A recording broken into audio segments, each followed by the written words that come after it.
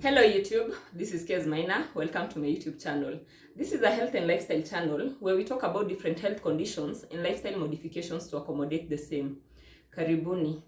I'll start by thanking you guys for being with me this long and the support, the subscriptions. Yeah, I'm almost getting to 200. Maybe by the time this goes up, I'll already have gotten to 200. So thank you so much for the support. Today's topic is not family planning like I promised. Najua kuna watu nilichokesha, but I am sorry. We are back with something different. Anyway, today we are talking about peptic ulcers, gastritis, and H. pylori, and the relationship between the three. And I'll start by defining the three of them. And the first thing I'll define is gastritis. Gastritis refers to inflammation of the lining of the stomach lining. Si mnajua stomach, wacha niwaelezee anatomy kidogo. I don't know why me and anatomy nowadays tumekuwa mabeshte. And when I was in school, I wasn't a very good, I didn't like anatomy that much. But anyway, I think with time you just get used to some of these things. So the GI tract starts from your mouth all the way to your anus. So kutoka kwa mdomo, there is your esophagus, there is now the stomach. Now this stomach is what we are talking about. And inflammation of that, the inner lining of the stomach, is what we are referring to as gastritis. And the second definition I'm talking about is H. pylori or Helicobacter pylori. This is a bacteria that grows in the digestive tract. Digestive tract, vile nimesema, kutoka kwa mdomo all the way to the anus, all in between huko. The H. pylori is a bacteria that grows in there, and it encourages secretion of gastric acid, and if it goes untreated, it can cause stomach ulcers. Stomach ulcers is the next thing I'll talk about. The third thing I'll define now is the stomach ulcers or peptic ulcer disease. And peptic ulcer disease, an ulcer is a sore or a wound that appears anywhere. Now peptic ulcer or stomach ulcer is a wound or a sore that shows up in the lining of your stomach. You get? It shows up in the lining of your stomach, and nikakidonda kako ndani ya stomach yako, and it may be caused by untreated H. pylori or long-standing or chronic gastritis. All right? Nadhani mpaka hapo tuko pamoja. The next thing we are talking about is the causes and predisposing factors of gastritis and peptic ulcers, which number one is H. pylori infection. H. pylori infection, like I've said, H. pylori causes increased secretion of gastric acid, which of course with hyperacidity, it may cause you to have a peptic ulcer, an ulcer in your stomach. Number two is excessive use of alcohol. Number three is smoking, excessive use of cigarettes, smoking rather. There is excessive use of NSAIDs. NSAIDs is non-steroidal anti-inflammatory drugs. It's a class of drugs, painkillers, that is known as NSAIDs. For example, brufen and diclofenac, among others. Your doctor will tell you what and what you're not supposed to take. So excessive use of that again may predispose you to getting a gastric ulcer. Poor feeding habits. Poor feeding habit, this means that you stay too long hours without feeding. Kuna watu wanakaa hata 12 hours or more. I do not know how people survive like that, because hey. Anyway, poor feeding habits. Kama mnakaa masaa mrefu sana bila kukula, change that. Try and change that. Another thing, basically ni hizo, the causes and predisposing factors si mingi sana. Oh, there's a genetic predisposition as well. If there's a family history of peptic ulcers in the family, there is a likelihood it could be passed down in the genetic line. All right. The next thing I'll talk about is signs and symptoms. Signs and symptoms will include abdominal pain, usually at the epigastric. Epigastric ni right below the the ribs, the diaphragm, sorry, not the ribs, the diaphragm. Hapa sijui kapa naonekana, hapa hivi.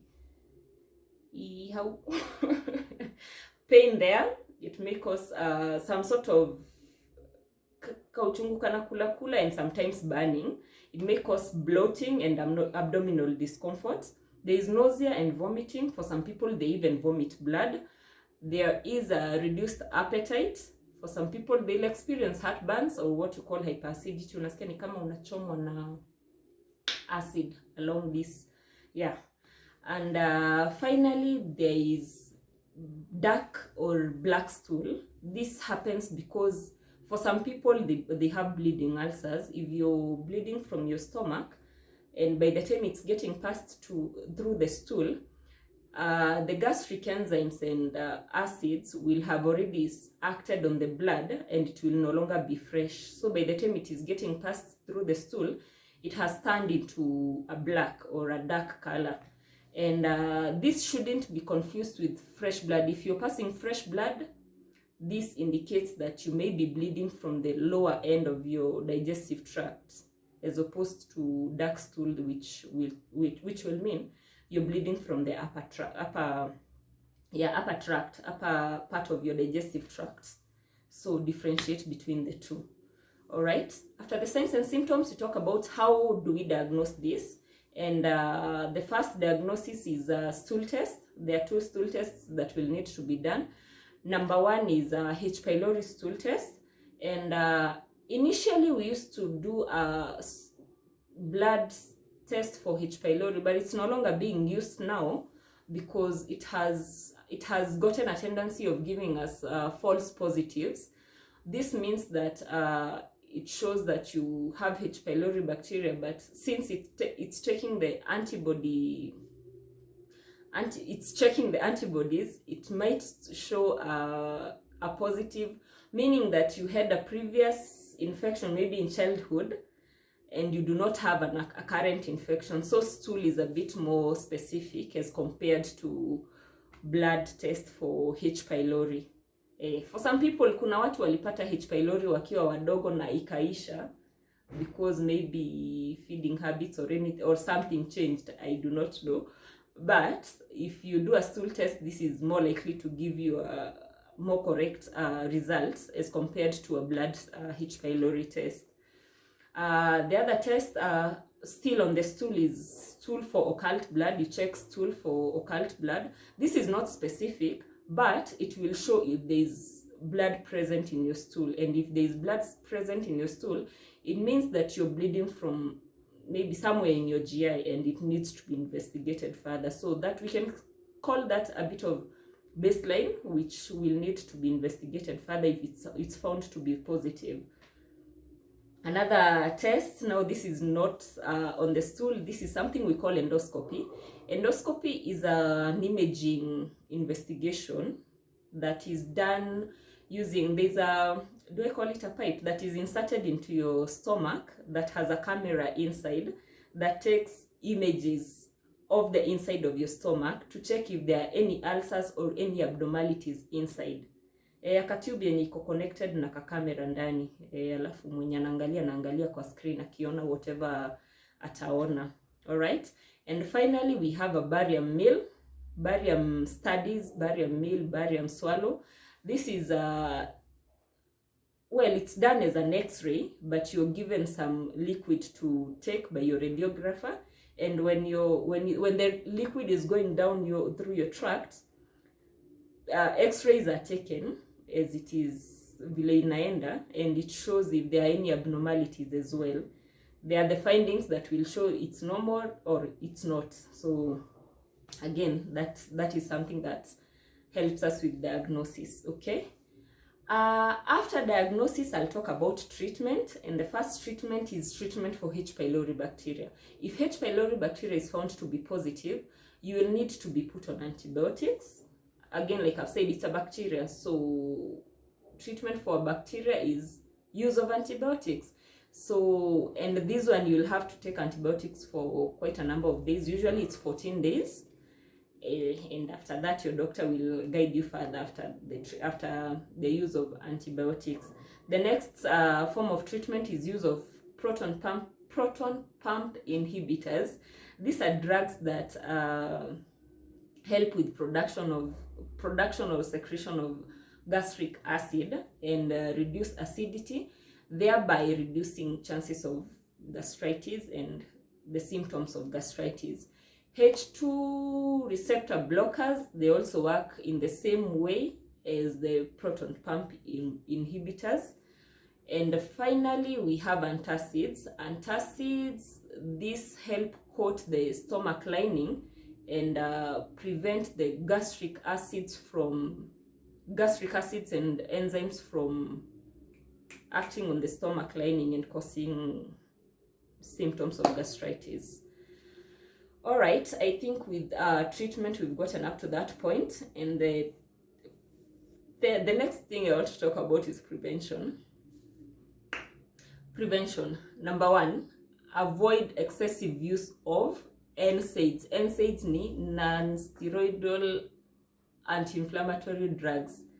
Hizo painkillers, avoid taking them too oftenly. If you do not need to, don't. And if you can take a milder painkiller or a painkiller that's not an NSAID, it's a better option. And yeah, it has a lesser risk of giving you, yeah, of course, NSAID, just try and avoid. Number two thing you need to do is to quit smoking, and also you need to reduce your intake or moderate your intake of alcohol.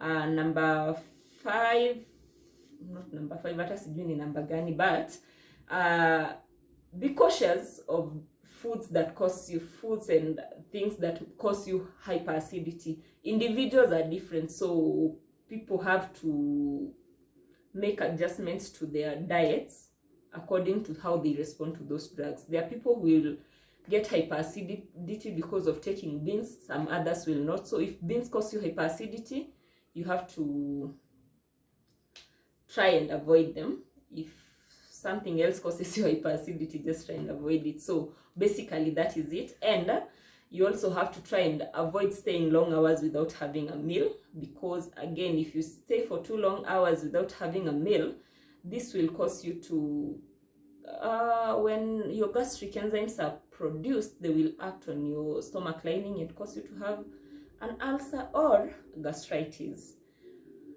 All right, I think with the prevention we are done, and the next thing I'll talk about is the complications. And complication number one is bleeding. Not everyone bleeds, but some people will develop bleeding ulcers, and that's why I talked about vomiting blood in the symptoms. Not for everyone, of course, but for some people it's a complication. And if you bleed and it's not taken care of, you may develop anemia. Anemia is reduced blood counts kwa mwili. Another complication that may arise is perforation of the stomach ulcer. Hapo mahali kuna hiyo kidonda, it may get perforated, which is another complication that may arise na italeta mashida zingine huko mbele. Another complication to look out for is gastric outlet obstruction. This may happen because, especially for people with chronic gastritis. Chronic gastritis means you've had this gastritis for quite a number of months or even years, and because of that gastritis there may be scarring, and this may cause constriction or even obstruction of the outlet. Now it may cause a problem when you need to pass, of course you need to pass the food from your stomach to the small intestine, na kumekuwa na hiyo blockage ama obstruction.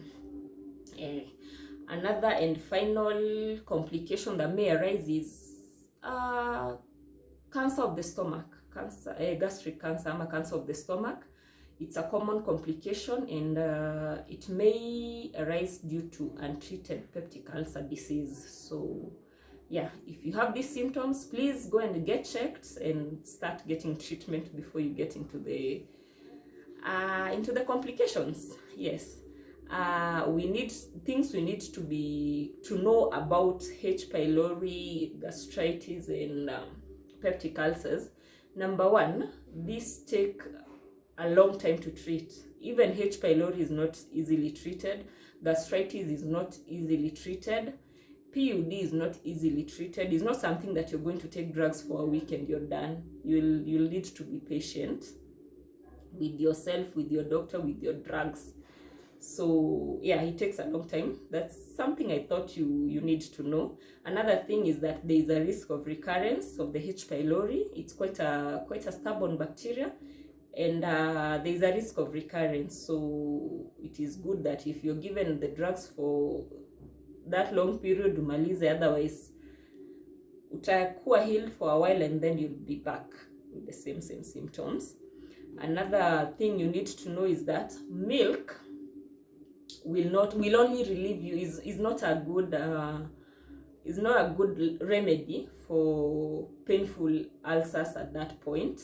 If you have painful ulcers, don't take milk to calm it down, because it will be calm, yes, for a while, and then it will trigger the gastric enzymes and gastric acids to be secreted, which will come back now with an even worse bout of gastritis. So I'm not saying do not take milk completely. I'm just saying do not take milk to try and calm your gastritis.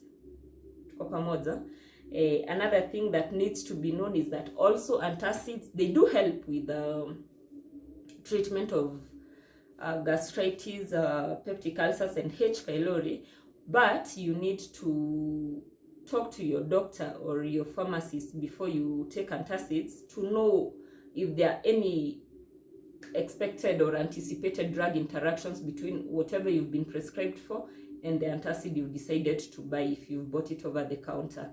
And if you've been given the two of them alongside, if you've been given an antacid alongside your prescription, I will presume that your doctor has factored that in before they give you a prescription, so that should be in order.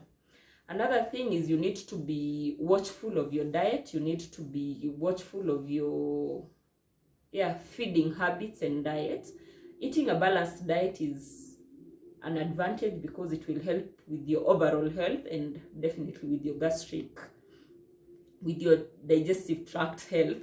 And try to space your meals more frequently, small but more frequent meals, as opposed to one large meal after 12 hours or after 24 hours. I don't know why someone would eat once in 24 hours, but try and avoid those sorts of feeding schedules, some feeding habits. Just try and avoid, to avoid future problems. Another thing and final is the use of probiotics.